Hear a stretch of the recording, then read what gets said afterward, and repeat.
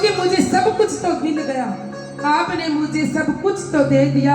हे भगवान, अब मुझे किसी चीज की जरूरत नहीं है।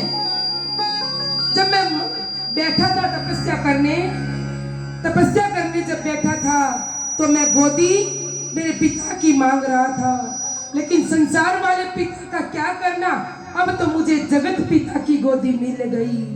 और भगवान ने आशीर्वाद दिया, वरदान दिया है, ध्रुव जब तक सूरज चांद सितारे रहेंगे तुम भी इस आसमान में चमकते रहोगे। और ध्रुव आज भी ध्रुव तारे के नाम से चमकते हैं। सुखदेव मुनि महाराज कहते हैं, हे परीक्षित, भक्तों में भक्ति होती है पर वो नजर नहीं आती है। कैसे?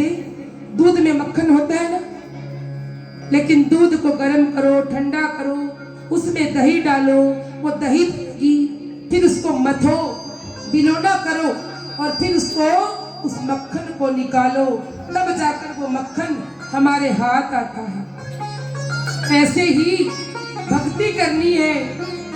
अपने सारे काम, क्रोध, लोभ, मोह, विकारों को त्यागो, अच्छाइयों को ग्रहण करो, बुराइयों को निकालेंगे, तब कहीं जाकर परमात्मा हमारे नजदीक होंगे। अब एक कथा और सुना रहे हैं, नाम की महिमा। अजामिल नाम का ब्राह्मण बालक अपने गुरु आश्रम में रहता था और गुरुदेव के यहाँ पढ़ता लिखता, और गुरुदेव कहते कि नगर से जो गली जाती है नगर में, उस शहर की गली में तुम मत जाना कभी। आसपास के घरों में भिक्षाटन करो और आश्रम में वापिस आओ। उस गली में कभी मत जाना। और जहां जाने के लिए माता पिता गुरु हमें मना करे, हमें नहीं जाना चाहिए, लेकिन बालक मन अजामिल नहीं माना, उस गली में चला गया और वहां पर सुंदर संगीत और गानों की आवाज आ रही थी। थोड़ा और अंदर गया तो जाकर देखा एक महिला नाच रही है और 20-30 पुरुष मदिरा का पान करके वहां पर उस नृत्य का आनंद ले रहे हैं। और बालक अजामिल वहां बैठ गया और कुछ कुटिल लोगों ने अपनी गिलास में बची हुई मदिरा उस बालक को पिलाई और उस मदिरा के नशे में वो बालक इतना लीन हो गया कि गुरुजी ने जिस काम के लिए भेजा था वो काम ही भूल गया। और जब वापिस गुरु आश्रम में पहुंचा तो गुरुदेव को पता लगा, कहा गया था, अरे मूर्ख, वेश्या के घर चला गया, अब तेरा इस गुरुकुल में क्या काम है। पकड़कर हाथ निकाल दिया और अब जाकर कहां, उसी वेश्या के घर चला गया और वहीं रहने लग गया। उसी वेश्या के घर में उसी की बेटी से शादी कर ली, वहीं बस गया। और अब अजामिल जो कि ब्राह्मण बालक था, युवा होकर के डाकू अजामिल बन गया। और एक दिन कुछ संत उसके नगर में आए। संतों को पहले रात को रुकना पड़ता था, आजकल तो साधन सबके पास हो गया है ना।